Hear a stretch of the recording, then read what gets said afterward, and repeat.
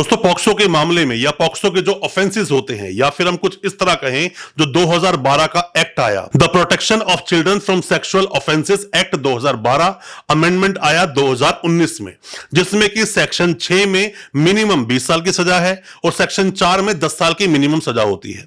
अब ऐसे मामलों में देखा यह जाता है जो सवाल बहुत ही ज्यादा आप लोग पूछते हैं या फिर जब आप हमारे ऑफिस में हमसे मिलने आते हैं तब भी आपके पास ये सवाल होता है, या फिर जो लोग ऑनलाइन कंसल्टेंसी लेते हैं वो भी इस सवाल को पूछते हैं कि क्या मेडिकल की वैल्यू है, मतलब कि मेडिकल में तो कुछ आया ही नहीं। लड़की बोलती है ऐसा कुछ हुआ, वो बच्चा बोलता है ऐसा कुछ उसके साथ कोई भी चीजें हुई है, मतलब गलत व्यवहार उसके साथ हुआ है, पर ये मेडिकल में तो कुछ आया ही नहीं, मतलब हमारा केस बनता नहीं। मेडिकल सबसे बड़ा एक क्वेश्चन होता है आप लोगों के दिल में। साथ में ही कुछ ऐसे सवाल आप लेकर आते हो जिन सवाल को पॉक्सो एक्ट में जगह नहीं दी गई है, जैसे कि लड़का लड़की घर से भाग गए, जाने के बाद महीना 2 महीना 3 महीने साथ में रहे, शादी भी कर ली, साथ में दोनों के बीच में इंटरकोर्स हुआ, उसके बाद में आते हैं और बोलते हैं कि ये तो रजामंदी से था, लड़की भी शादी करना चाहती थी, लड़का भी शादी करना चाहता था, बाद में ये लोगों शादी भी कर ली। एक ये सवाल बीच में आता है, लड़की की उम्र 18 साल से कम थी।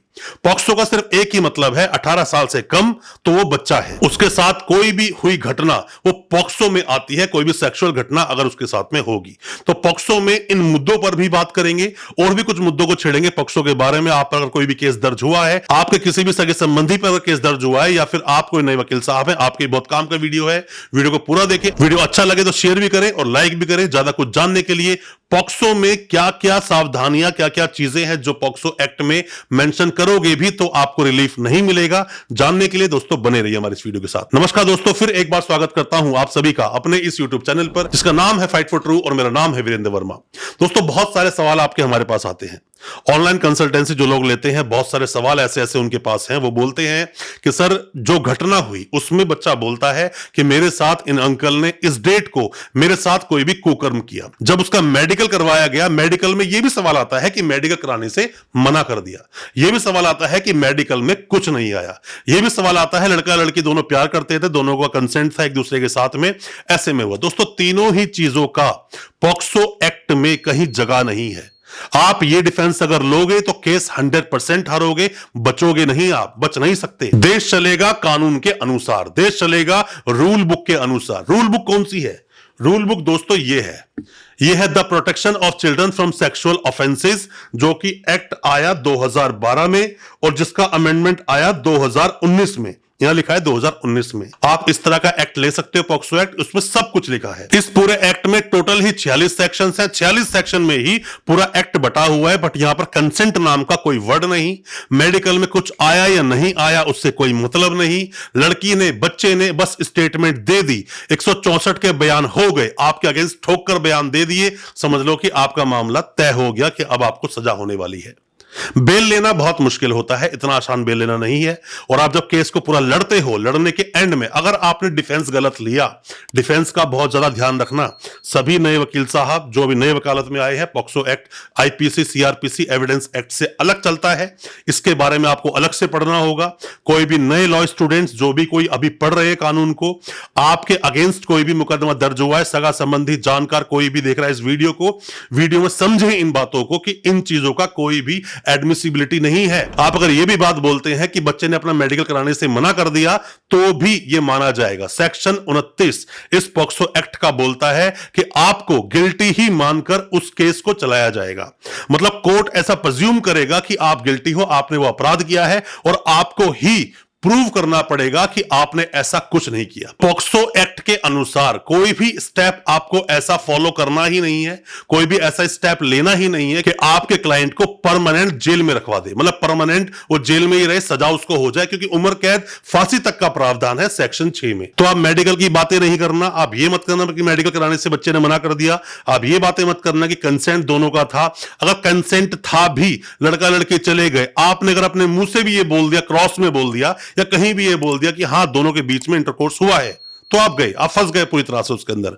आपने ये बोल दिया कि मेडिकल में कुछ नहीं है, बट हाँ वो हुआ था, उसकी मर्जी से हुआ था, या कोई भी किसी भी तरह का सिनेरियो आप बनाते हो, ये सब चीजें एडमिट नहीं की जाएंगी, आपको प्रूव अपने आप को करना होगा।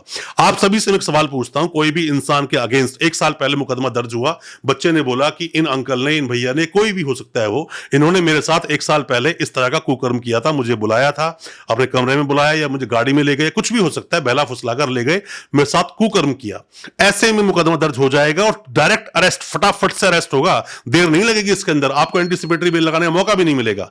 एंटीसिपेटरी बेल लगाने का मौका मिल जाए, बहुत आप भाग्यशाली हो, बट एंटीसिपेटरी बेल मिल जाए, ये तो फिर आप समझ लीजिए भगवान धरती पर अवतरित हो गए। क्योंकि होता क्या है कि अगर पूरी तरह से फेक मामला है तो भी प्रूफ आपको करना है, मतलब यहां पर बर्डन ऑफ प्रूफ स्टेट के ऊपर नहीं है, बर्डन ऑफ प्रूफ आपके ऊपर है। आपको प्रूफ करना है कि पॉक्सो में ऐसा कुछ नहीं हुआ। तो इन मामलों को आप ध्यान रखें। किसी भी इंसान के ऊपर केस हो जाए 2 साल, 4 साल, 5 साल पहले का, 1 साल पहले का, प्रूफ कैसे करेगा वो? क्योंकि उसमें लिखवाया क्या जाता है कि 2021 में नवंबर के महीने की बात है। अब 2021 में नवंबर के महीने की बात है, पूरा नवंबर या तो आप अब्रॉड में थे, आप थे ही नहीं इंडिया में, बातें अलग है, आप गांव में थे पूरे महीने में, तो प्रूफ करना पड़ेगा फिर भी आपको कि आप नहीं थे।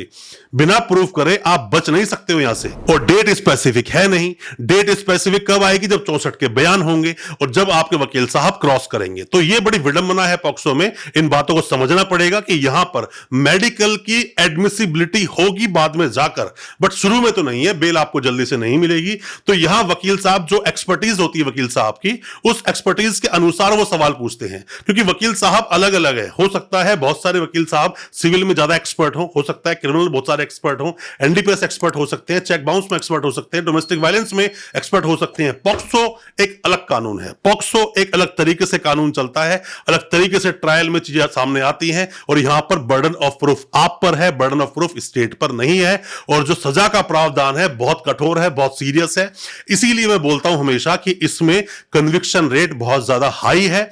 मामले को बहुत ध्यान से, बहुत अच्छे से समझकर एक एक कदम फूक फूक कर रखें, वरना आपको प्रॉब्लम हो जाएगी। शुरू में तो आपको लगेगा मेरा ट्रायल ठीक चल रहा है, पर बाद में जब आपको सजा हो जाएगी, जब आप जाओगे अपील लगाने, तो अपील भी एडमिट नहीं होगी, सालों साल जेल में काटने पड़ सकते हैं। दोस्तों, आप में से कोई भी अगर कानूनी सलाह चाहता है, कोई भी ऑनलाइन कंसल्टेंसी लेना चाहता है, दिए गए नंबर पर आप व्हाट्सएप कर सकते हैं, कमेंट कर सकते हैं। और अच्छा लगा हो आज का वीडियो, हमारी वीडियो को ज्यादा से ज्यादा अपने दोस्तों, परिजन, परिवार तक शेयर करें, ताकि वो भी अपने आप को कानूनी जानकार बना सके। चैनल को सब्सक्राइब करना बिल्कुल ना भूलें, साथ में लगा बेल आइकन जरूर दबा दें, ताकि इसी तरह की लीगल अवेयरनेस की वीडियोस आप तक पहुंच सके सबसे पहले। बहुत बहुत शुक्रिया दोस्तों, धन्यवाद हमारे इस वीडियो के साथ बने रहने के लिए।